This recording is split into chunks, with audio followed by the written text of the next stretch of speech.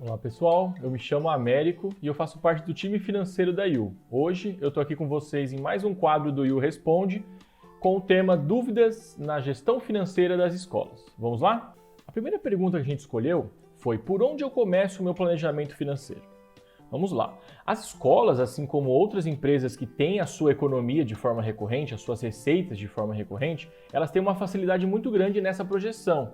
E isso já é quase metade aí do planejamento financeiro em si, que ele é baseado praticamente entre receitas e despesas.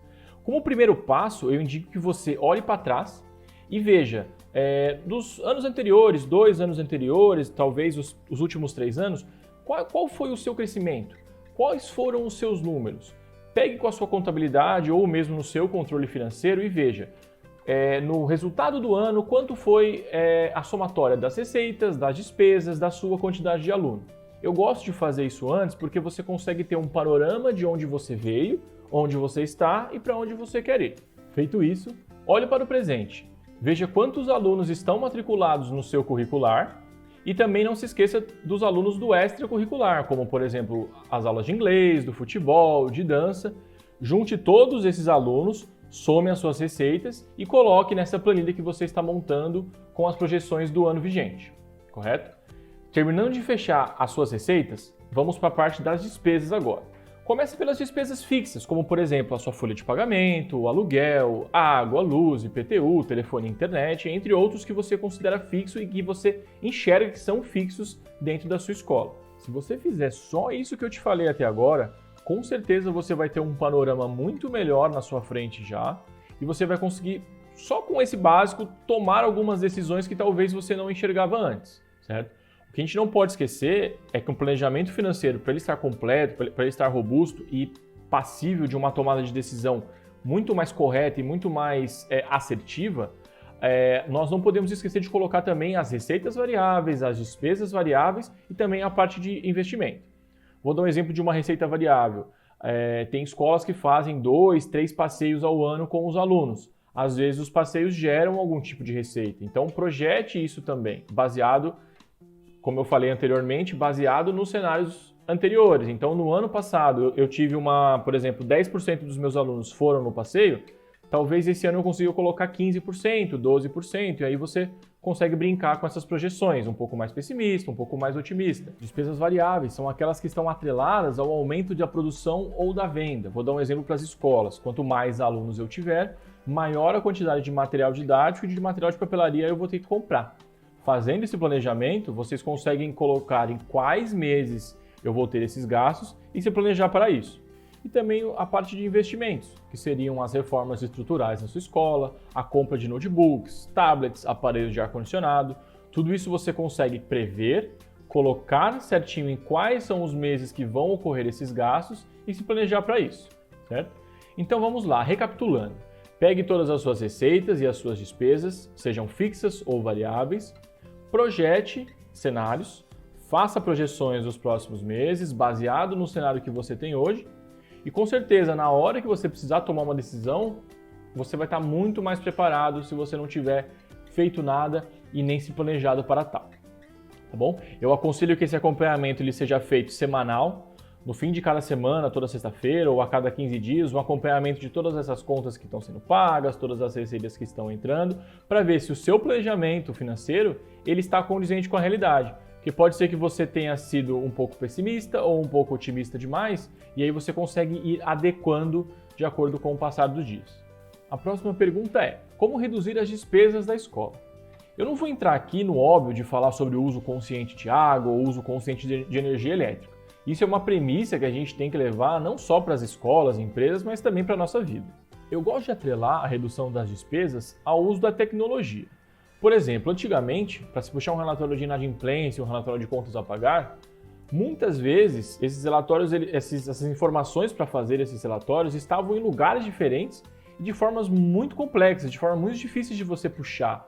Muitas vezes você tinha que puxar isso de forma manual, copiar esses valores no Excel, por exemplo.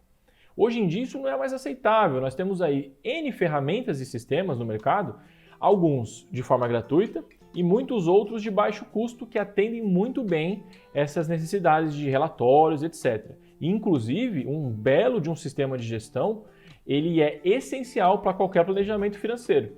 Com esses relatórios na sua mão de forma mais fácil, você consegue, em vez de você ou a pessoa que analisa isso, perder tempo puxando esse monte de informação, você consegue usar esse tempo para analisar os relatórios, analisar os números e tomar suas decisões.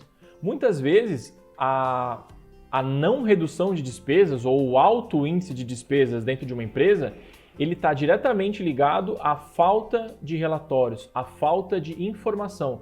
Porque às vezes o próprio gestor não sabe aonde ele está gastando, porque os relatórios não são claros ou não são completos. Vamos lá então para a nossa última pergunta. Como negociar desconto com os pais? Nessa resposta que eu vou dar para vocês agora, eu não vou entrar nos aspectos jurídicos, contratuais e também não vou entrar na parte de descontos durante a pandemia.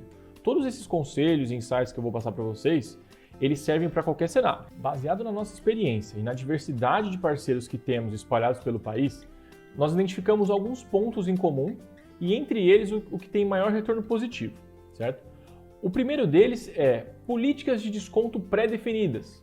Por exemplo, bolsas de estudo, alguma prova para definir uma porcentagem de desconto de uma bolsa, algum desconto de irmão, por exemplo, 2 alunos vão se matricular, os 2 alunos têm 5%, ou um deles tem 10%, alguma política relacionada a isso. Também políticas de pagamento antecipado do semestre, pagamento antecipado da anuidade. Tudo isso você consegue trabalhar com desconto pré-definido. E aí, isso é bom tanto para a pessoa que está vendendo o curso ali para o pai, porque ela tem a segurança de até onde ela pode ir, e também para o pai que está fazendo a matrícula, é interessante ele ver quais são as possibilidades que ele tem de desconto baseado na realidade dele, certo?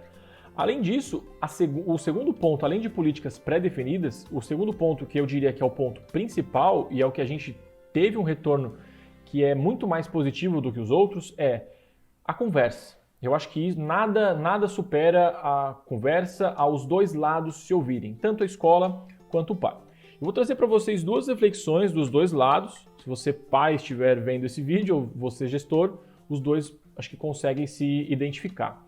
Primeiro para a escola.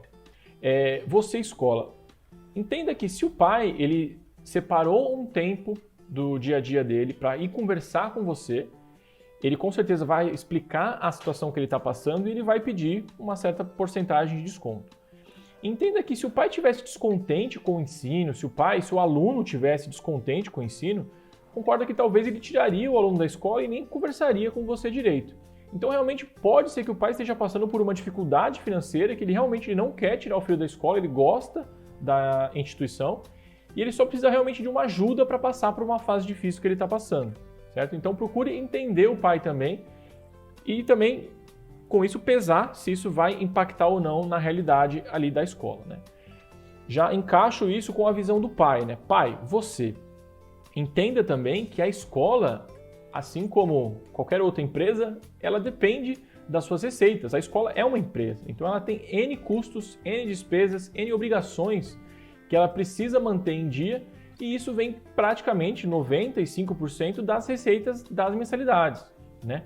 Então, seja razoável nessa pedida de desconto, não seja muito agressivo também, porque às vezes a balança ela não pode tender para nenhum dos lados, né? Ela tem que chegar no meio termo que seja bom para os dois. Recapitulando então, políticas pré-definidas, com isso você dá segurança para a pessoa que está vendendo o curso, e você também ajuda o pai a entender quais são as opções de desconto que ele tem. E o segundo ponto e mais importante é conversa. Conversem diretor e pai e tentem chegar em algum acordo de desconto que seja viável para os dois, certo? Com isso chegamos ao fim de mais um Yu Responde. Agradeço você por ter assistido esse vídeo. Nos vemos na próxima. Até mais!